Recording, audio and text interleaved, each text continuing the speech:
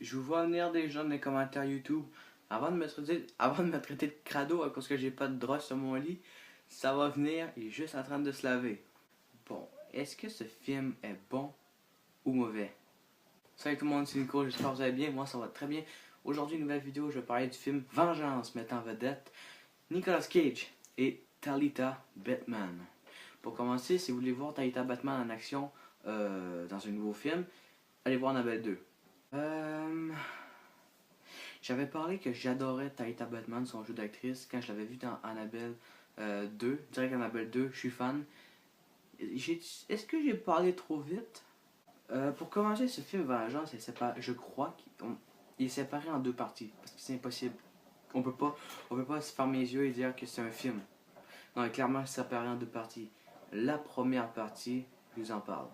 Pour faire gros, l'histoire, c'est une fille, une mère qui se promène avec son enfant, sa fille, il revenait d'un party, il s'en allait chez eux, et il décide de piquer dans le bois pour un raccourci.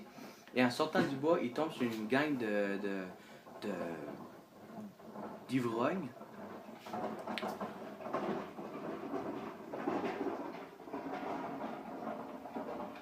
C'est ça qui arrive.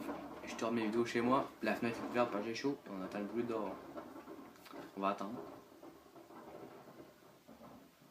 C'est reparti.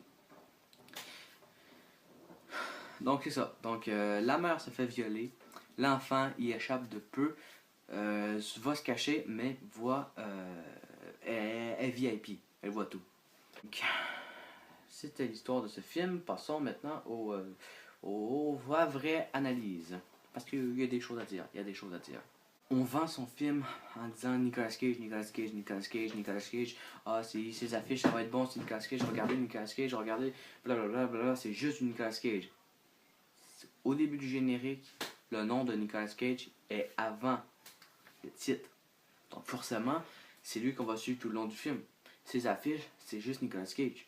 Donc on pense que c'est Nicolas Cage qu'on va voir dans ce film.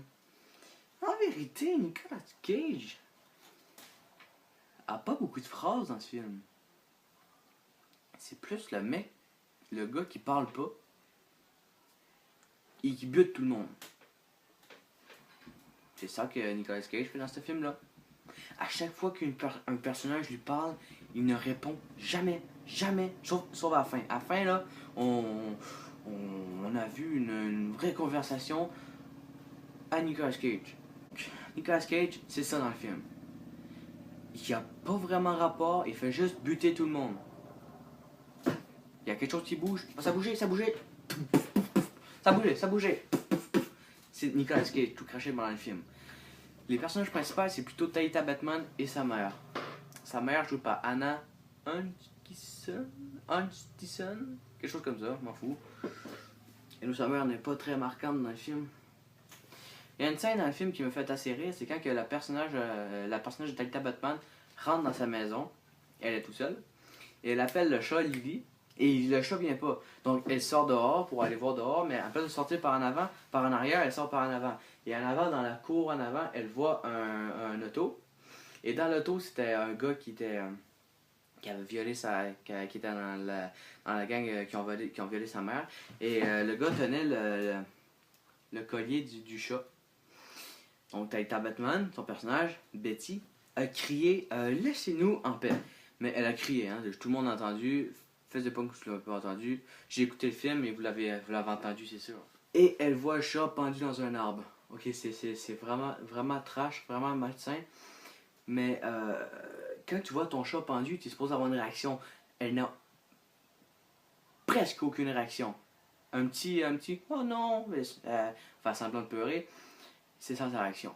Elle va l'enterrer dans la cour arrière et en même temps qu'elle l'enterre, sa grand-mère rentre dans la maison avec des sacs d'épicerie vu qu'elle a fait l'épicerie. Elle dépose sur sa table et elle fait d'autres choses. Là, sa grand-mère appelle Betty, Betty. Betty rentre dans la maison. Elle dit oh, vous avez acheté du popcorn. Et la grand-mère lui pose une question. Où est Lily? Lily, pour ceux qui comprennent, ceux qui n'écoutent pas, Lily c'est le chat. Le chat est mort. Le chat est mort, ok?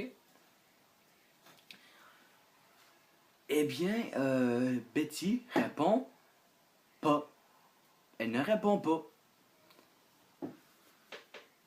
Elle n'a pas vu le chat n'est pas dans la maison, quand on l'appelle, il vient pas.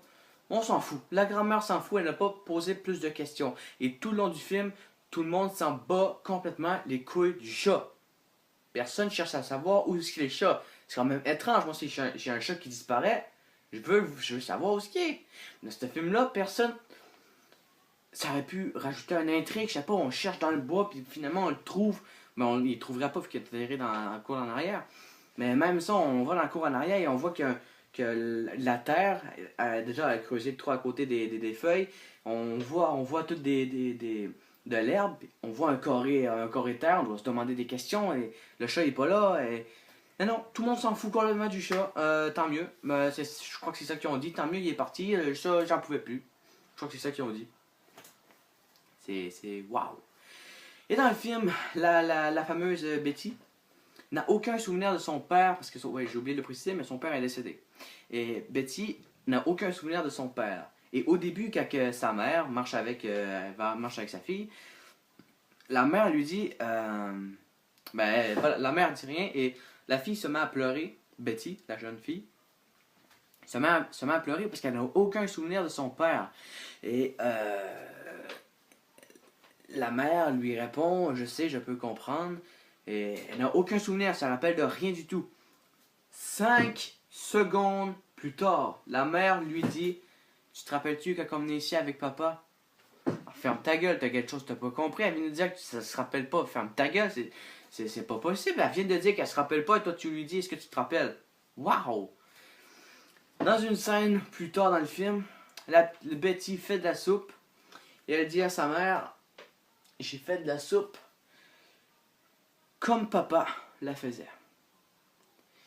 Pendant tout le film, tu nous fais chier, tu te rappelles pas de ton père, et finalement, tu t'en rappelles. Waouh, ça choque que moi, ça choque que moi. Les personnages sont cons, mais ça c'est dans la première moitié. Dans la deuxième moitié, waouh, c'est comme si les acteurs changent complètement. C'est comme si c'était dans la première partie, c'était des doublures, et quand la deuxième partie, c'est vrai. Dans la première partie, Taïta Batman, quand elle pleure, c'est hyper mal joué. Et non, quand on pleure, qu'est-ce qui sort de nos yeux? Des larmes. Voilà, c'est juste ça qui sort de nos larmes. Et quand elle pleure, aucune larme sort. Et pourtant, elle pleure tout le long du film. Merde, mais il a fallu attendre 40 minutes pour voir une larme. Merde, tu pleures tout le long du film? Et c'est à 40 minutes qu'on te voit pleurer pour vrai. Bref, pour vrai, c'est Taïta Batman. Ça fait pas longtemps que je la suis. Je l'ai vu pour la première fois dans Annabelle. Et j'avais vraiment été surpris dans Annabelle, vu que tout ça, elle jouait vraiment bien. Et finalement, elle joue pas bien. Je sais pas si c'est dans. Faudrait que j'écoute ses premiers films pour savoir vraiment qui est Taïta Batman. Contrairement à Lulu Wilson que j'ai fait la critique hier sur Flic et demi, que là chapeau, pour vrai chapeau, Lulu Wilson est très bonne, elle était très bonne dans Ouija, elle était parfaite, dans Annabelle 2 elle était parfaite, Flic et demi escalée, le film n'est pas parfait mais elle est escalée, et dans Délivrez-nous du mal, elle est parfaite. Donc, sur 4 films, elle est parfaite. Taïta Batman, j'ai vu Annabelle, elle était parfaite. Et j'ai vu ce film-là.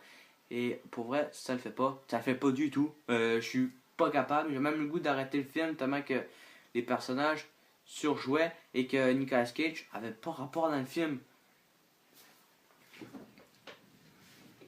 Je vais écouter d'autres films de Taïta Batman. Après cette critique, c'est ça que je vais faire. Je vais écouter un autre film de elle, savoir vraiment à quoi que ça ressemble. Et je vais faire une critique, c'est sûr. Donc, restez sur ma chaîne. Restez sur ma chaîne. J'ai dit une 4e fois. Je vais leur dire une 5e fois. Restez sur ma chaîne parce que bientôt une autre critique s'en vient. Elle va sortir. Celle-là, je sais pas si elle sort à soir ou demain. Elle va sortir à soir, je suis convaincu.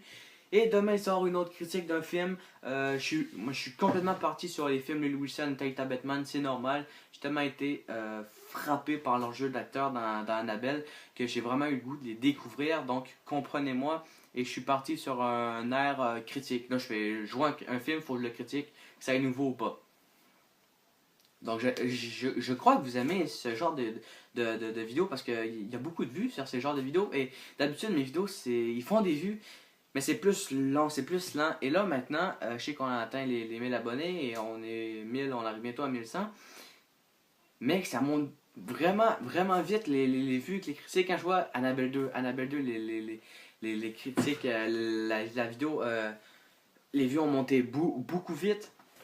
Et dans Dunkirk, c'était ma première critique, donc c'est normal que ça a moins monté vite et j'étais moins à l'aise devant ma caméra parce que c'était la première fois que je faisais une critique et je savais pas trop quoi faire.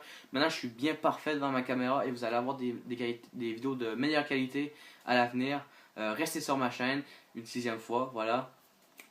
Merci d'avoir regardé cette vidéo, c'est tout ce que j'avais à vous dire aujourd'hui. Nous se retrouvons dans une prochaine vidéo. Bye!